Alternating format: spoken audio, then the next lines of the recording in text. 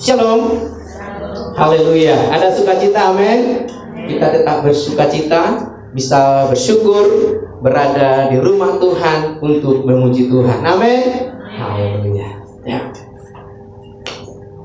Ya, kita akan mendengarkan firman Tuhan ya tentang mukjizat yang dari Tuhan ya, untuk kita tetap mengalami mukjizat Tuhan dalam setiap kehidupan kita ya. Dan apa janji Tuhan lewat mukjizat yang terus berlangsung dalam kehidupan kita. Ya, kita akan baca dulu sebagai pengantar kita untuk firman Tuhan yang tertulis dalam kitab Markus pasal yang ke-16 ayat 15 sampai ayat yang ke-18. Kita akan baca secara bergantian. Markus pasal yang ke-16 ayat 15 sampai ayat yang ke-18. Ya. Dengan di sana di atasnya dengan judul perikopnya di sana, Yesus beberapa kali menampakkan diri dan mengutus murid-muridnya. Ya, baru Yesus terangkat ke surga. Saya akan baca ayat 15, nanti jemaat Tuhan baca ayat 16 dan kita bergantian sampai ayat 18. Saya akan bacakan ayat 15. Lalu ia berkata kepada mereka, "Pergilah ke seluruh dunia, beritakanlah Injil kepada segala makhluk. Siapa yang percaya dan dibaptis akan diselamatkan, tetapi siapa yang tidak percaya akan dihukum. Tanda-tanda ini akan menyertai orang-orang yang percaya. Mereka akan mengusir setan-setan demi namaku. Mereka akan berbicara dalam bahasa-bahasa yang baru bagi mereka. Mereka akan memegang ular, dan sekalipun mereka minum racun maut, mereka tidak akan mendapat celaka.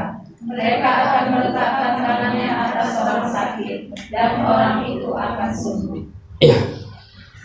Saya dengan sengaja juga mengambil tema ini tentang percaya bahwa Tuhan masih sanggup melakukan mukjizat.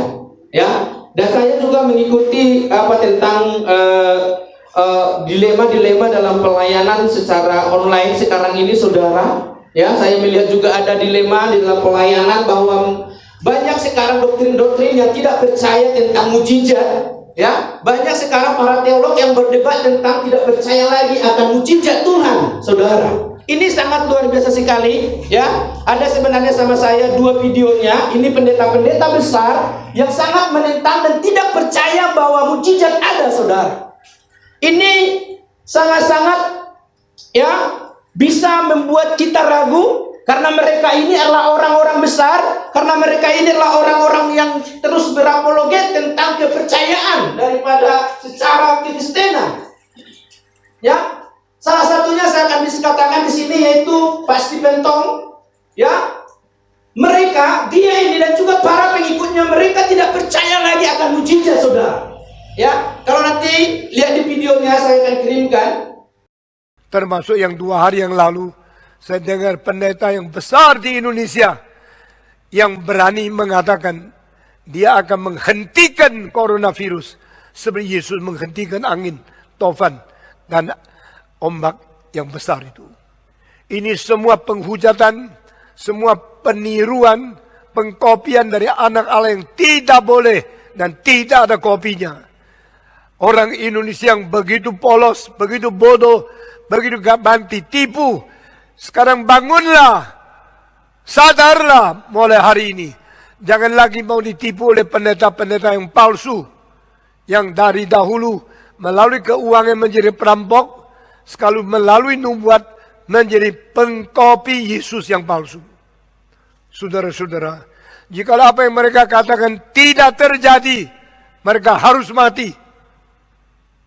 Sekarang saya tanya, pendeta-pendeta yang berani mengkopi, memalsukan Yesus, maukah berani kerjakan 2 hal? Pertama, bikin kebaktian kesembuhan secara besar, pakai Istora atau pakai Gelora Bung Karno, bilang semua yang sakit virus corona datang sini, saya dalam nama Yesus menyembuhkan engkau. Kenapa engkau tak berani kerjakan itu? Hei, pendeta-pendeta di seluruh Indonesia, dengar kalimat pendeta Stephen Tong ini. Kalau engkau mempunyai kuasa Tuhan, kerjakan itu. Bikin kebaktian kesembuhan ilahi, suruh semua yang beriman datang. yang coronavirus telah menjalar di dalam tubuh mereka, sembuhkan mereka. Saya akan melihat apakah kuasa Tuhan ada pada kamu. Pergi ke Amerika, hentikan satu hari 100.000 orang mati. Karena engkau hamba Tuhan.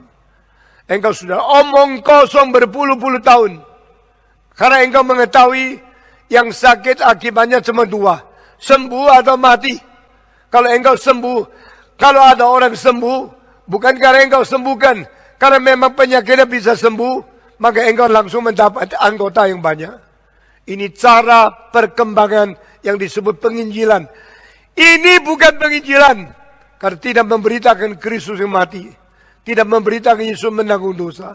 Tidak memberitakan Yesus mengganti kita dipaku di atas kayu salib. Ini bukan penginjilan. Kalau engkau berani lakukan ini, sekarang hari ini lakukan. Kedua, engkau berani tidak berani melakukan setelah pakai nama Tuhan, katakan sesuatu tidak jadi. Engkau mengatakan sekarang rajamlah saya dengan Sebenarnya saya akan tampilkan, tapi karena kita terbatas peralatan kita, saudara, ya, sangat menentang orang-orang percaya, sangat menentang para hamba-hamba Tuhan yang melakukan mukjizat, dan mereka mengatakan bahwa itu adalah perdukunan, bahwa itu adalah penipuan, saudara. Ini sangat menentang, ini sangat membuat orang-orang percaya sekarang ini, saudara, merasa ragu tentang mukjizat yang dialami oleh para hamba-hamba Tuhan dan juga jemaat.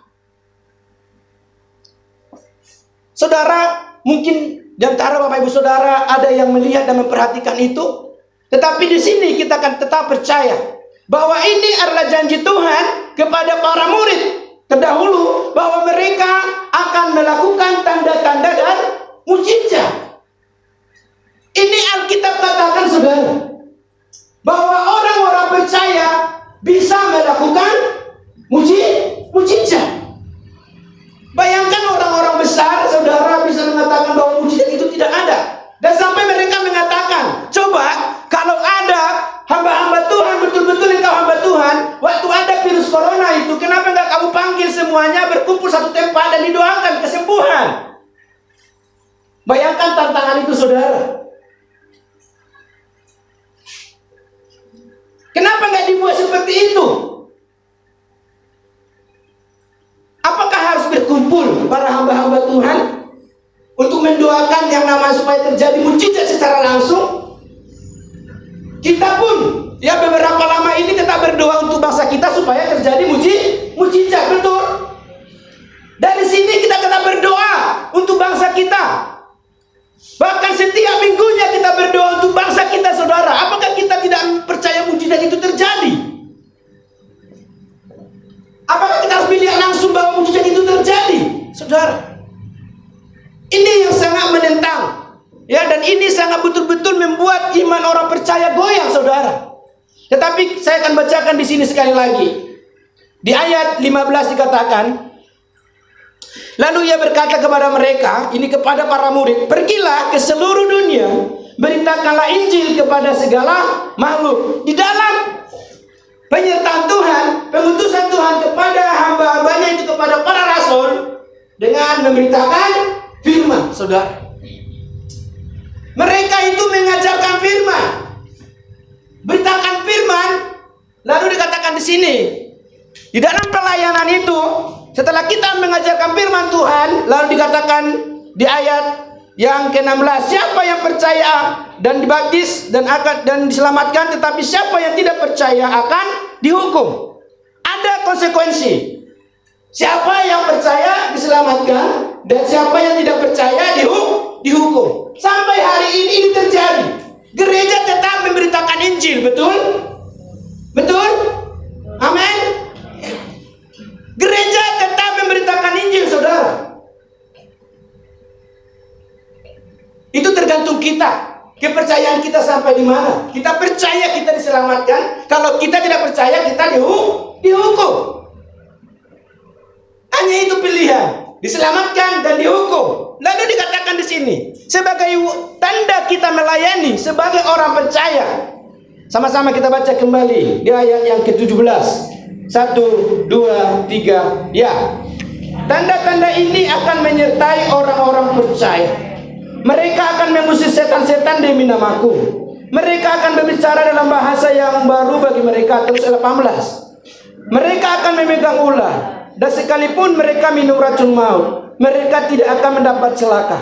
Mereka akan meletakkan tangan atas orang sakit, dan orang itu akan sembuh. Bayangkan, ini yang dilakukan oleh hamba-hamba Tuhan. Lalu datang orang-orang tadi yang besar tadi, orang-orang yang menyatakan mereka lebih hebat tadi. Mereka tidak percaya mujizat, saudara. Mujizat itu terjadi karena kesembuhan itu terjadi karena terjadi saja. Karena memang manusia sembuh. Di sini mereka sudah membatasi kuasa Tuhan. Mereka sudah membatasi yang namanya janji Tuhan kepada orang-orang percaya. Ada dua ini, saudara. MYM juga mengatakan itu adalah penipuan, dan termasuk pelayanan yang dilakukan oleh Andy Simon. Itu mereka katakan kedukunan, dan juga banyak hamba-hamba Tuhan yang mereka katakan sesat, saudara. Ini sangat menentang bagi orang-orang percaya. Tetapi kita sebagai anak-anak Tuhan, percayalah bahwa itu adalah janji Tuhan. Gereja harus mengalami mujizat, katakan amin. Itulah tandanya gereja. Itulah tandanya kita orang-orang percaya. Dan ini katakan tadi, orang-orang percaya bukan hanya pada pendeta. Ini yang ditentang para pendeta, saudara. Ini janji Tuhan bagi orang-orang percaya, mengusir setan, menyembuhkan orang sakit, itu terjadi. Dan itu juga terjadi bagi para murid, saudara, dalam Kisah Para Rasul. Kita baca dulu kembali dalam Kisah Para Rasul, pasal yang ke-5, ayat yang ke-12.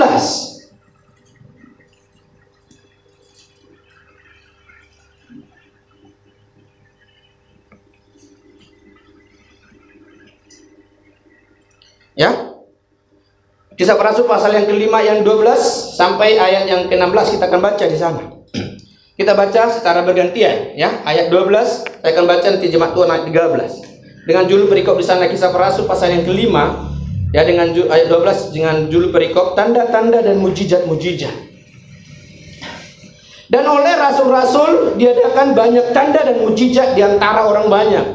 Semua orang percaya selalu berkumpul di serambi Salomo dalam persekutuan yang erat. Orang-orang lain tidak ada yang berani menggabungkan diri kepada mereka, namun mereka sangat dihormati orang banyak.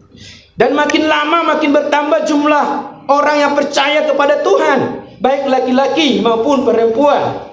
Bahkan mereka membawa orang-orang sakit keluar ke jalan raya dan membaringkannya di atas balai-balai dan tilam, supaya apabila Petrus lewat, setidak-tidaknya bayangannya mengenai salah seorang dari mereka. Dan juga yang banyak dari kota-kota di sekitar Yerusalem datang berduyun-duyun serta membawa orang-orang yang sakit dan orang-orang yang diganggu roh jahat, dan mereka semua disembuhkan. Ini peristiwa yang terjadi. Para murid betul-betul mengalami yang namanya mujizat. Ini luar biasa sekali, saudara. Yang dilakukan oleh para rasul ini luar biasa. Mereka mengalami mujizat dan mereka disertai dengan mujizat dalam melakukan pelayanan, saudara. Orang datang menjumpai dia untuk mengalami mujizat, saudara. Dan bahkan di sini dikatakan tadi hanya lewat saja orang orang itu sembuh. Hanya dikatakan bayangan. Apakah itu setan? Apakah itu sesat? Apakah ini tadi Rasul Petrus ini sesat, mereka sesat melakukan itu? Tidak. Karena memang mereka penuh dengan kuasa dan mujizat. Banyak orang, saudara, di sini dikatakan tadi berduyun-duyun datang, dan bahkan tidak didoakan pun mereka mengalami mujizat. Saudara, ini luar biasanya kuasa Tuhan yang tak terbatas itu sanggup melakukan mujizat, katakan amin. Di mana ada orang percaya, di situ ada mujizat, katakan amin. Begitu. Ini luar biasa sekali, saudara. Tanpa didoakan saja, dipikir jalan saja, terjadi mujizat. Apalagi didoakan. Itulah kuasa Tuhan yang menyertai orang-orang percaya. Itu janji Tuhan bagi orang-orang percaya. Tetapi kenapa orang-orang ini bebal sekali, saudara? Ini dokter-dokter ini bebal sekali menyerang dan mengatakan mujizat tidak ada. Hanya Yesus yang sanggup melakukan mujizat. Jangan kita sampai terpengaruh dengan mereka, saudara. Itu maksud saya, tujuan saya. Jangan sampai kita membatasi mujizat Tuhan ini, saudara. Mereka ini orang-orang besar. Mereka juga melakukan KKR. Mereka tidak percaya KKR kesembuhan itu, saudara. Bagaimana? Coba kita bayangkan. Mereka percaya kepada Yesus, tetapi mereka tidak percaya bahwa mereka juga orang percaya bisa melakukan mujizat. Betapa bodohnya pemikiran itu, saudara. Ini janji Tuhan. Dan kita juga sampai hari ini mengalami mujizat Tuhan. Katakan amin. Amin. Sampai hari ini juga kita tetap disertai dengan tanda-tanda dan mujizat. Dan kita juga sampai hari ini mengharapkan mujizat yang lebih besar dalam pembangunan gereja kita. Katakan amin. Dan itu adalah tugas kita. Dan itu adalah doa kita. Kita tetap menantikan mujizat yang lebih besar. Apakah mungkin terjadi, saudara? Doa kita ini, mujizat ini, untuk pembangunan ini bisa berjalan dengan baik. Kita tetap menantikan yang namanya mujizat. Kalau kita nggak percaya lagi mujizat, saudara, sudah repot. Dari mana datangnya pertolongan kita kalau bukan Tuhan yang membuka jalan? Dari mana datangnya berkat-berkat bagi kita kalau bukan Tuhan yang mengantarkan berkat melalui orang lain? Saudara, ini firman Tuhan dengan tegas mengatakan bahwa orang percaya bisa melakukan mujizat dan bisa mengalami mujizat. Katakan amin. Maksudnya kita itu bisa melakukannya kepada orang lain. Bukan hanya kita melakukan dan mengalami mujizat itu sendiri, boleh kita miliki. Amin. Ini yang perlu kita pahami sebagai anak-anak Tuhan, sebagai orang percaya. Dan lewat mujizat ini, saudara, dikatakan tadi di sini, saya akan bacakan terus, ya. Kalau inti dari Kisah Para Rasul pasal yang ke-5 ayat yang ke-12 ini, sekali lagi akan baca. Dan oleh rasul-rasul diadakan banyak tanda-tanda mujizat di antara orang banyak. Semua orang yang percaya selalu berkumpul di serambi Salomo dalam persekutuan yang erat. Ingat, mereka mengalami mujizat. Intinya, mereka tetap mengalami persekutuan yang erat kepada Tuhan. Mereka mengalami mujizat. Pelayanan mereka itu mengalami mujizat karena mereka juga dekat dengan Tuhan. Apa kegiatan mereka dalam sepekan itu? Mereka tetap ikuti, itu maksudnya. Persekutuan mereka dalam sepekan, dalam seminggunya itu, mereka tetap tekun, saudara. Bukan timbul tenggelam. Minggu ini saya datang dulu, nanti perpulungan minggu depan, tidak, itu maksudnya. Kegiatan gereja kita dalam seminggu ini harus kita ikuti supaya terjadi mujizat. Katakan amin. Itu maksudnya. Orang-orang di Kisah Para Rasul ini, saudaraku, saya katakan mereka mengalami mujizat memang karena betul-betul mereka sungguh-sungguh erat dalam persekutuan mereka, tidak bolong-bolong. Kami seperti kaum bapak ini udah 2 minggu nggak lagi muncul. Gimana kami menantikan mujizat, saudara? Kalau persekutuan kami timbul tenggelam. Kita bisa menantikan mujizat, saudara, kalau memang kita erat dengan Tuhan. Katakan amin. Itu hal yang pasti yang harus kita lakukan, saudara. Kita bisa mengalami mujizat kalau kita dekat dengan Tuhan. Kita sudah buat kegiatan kita seminggu di gereja ini. Kalau kita tekuni itu, saudara, saya yakin dan percaya mujizat Tuhan luar biasa di gereja kita. Amin. Mari tetap kita ya satu dengan yang lain saling menopang supaya kegiatan ibadah kita jangan alasan karena pembangunan ini repot-repot segala macam, itu jangan sampai seperti itu saudara. Di saat ada kita kerepotan di situ kita semakin dekat dengan Tuhan. Amin. Jangan kalian katakan berantakan sekali. Justru di dalam sesuatu kita menghadapi, kita masih bisa berjumpa dengan Tuhan. Kita mengalami mujizat Tuhan, saudara. Rencana kaum bapak waktu itu bulan 9 akan merayakan kaum pria. Aduh, kaum prianya sudah lewat di bulan 9. Ya, entah bulan berapa, masih bisa bulan 10. Udah stop. Ya kan? Kaum bapak dulu membuat mulai dari bulan 8 kami berbincang-bincangkan, tetapi sampai bulan 9 sudah habis, tidak diraya-rayakan. Dan kami nanti tidak tahu lagi kami rayakannya di mana. Tahun depan ya. Berarti kami persiapkan dulu ya Bu ya, 1 tahun lagi ya. Itu kami sudah bahas, tetapi tidak berlangsung begitu. Ya, untuk itu kami juga kaum bapak membutuhkan mujizat. Amin. Supaya terjadi kesatuan hati. Senang nggak kaum wanita kalau kaum bapak datang bersekutu kepada Tuhan? Senang. Ya. Kita sangat bersyukur, harus didukung. Jangan nanti pas disuruh kegiatannya, disuruh pula pergi untuk mencari uang. Ya, kalau waktunya untuk beribadah, mari beribadah kepada Tuhan. Lalu katakan terus di sana, ya sekali lagi ayat yang ke-13.